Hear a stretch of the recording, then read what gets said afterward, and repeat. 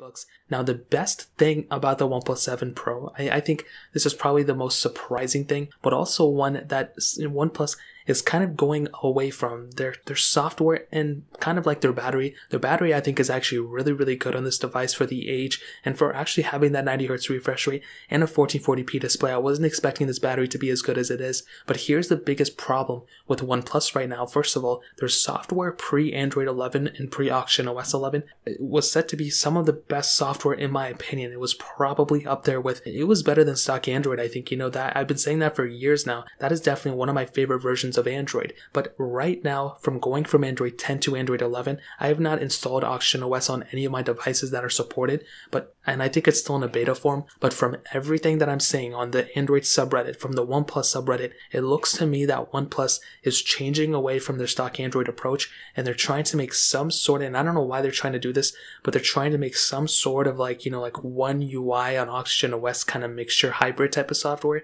And this, in my opinion, could be the biggest mistake OnePlus could ever make. They've made a lot of weird things. The lack of IP certification, the lack of wireless charging on some phones, and maybe even like with the cameras on the front. But if they go away from their number one selling factor, which is their software, there's really not much more to a OnePlus device. Yeah, the 120Hz refresh rates are nice and all that stuff, but a majority of people, if they're not going to go for the OnePlus for the software, and if they're already increasing the price, they're just going to go with the Galaxies because a lot more people know about Samsung Galaxy, or they may even switch to an iPhone, who knows. OnePlus is going to lose a lot of market share if they choose to go with their software that it's looking like they're going to be. So I hope and I pray to every day to OnePlus that they don't go with their Auction OS 11 the way it's looking like. Please keep it more like stock Android. And on a OnePlus 7 Pro, people are just going to stop buying it and they're just not going to want to update their phone if the next version of software is even more bloated than the previous one. Nobody wants that. That's just like so outdated. Nobody likes that anymore. I don't know why they're trying to do it. So that could be the biggest reason why people would stop going for the OnePlus 7 Pro. But the biggest, one of the biggest assets of the OnePlus 7 Pro is the battery life. That 4,000 mAh battery inside of it is seriously some good stuff. It's a really good size battery. I love the size of it.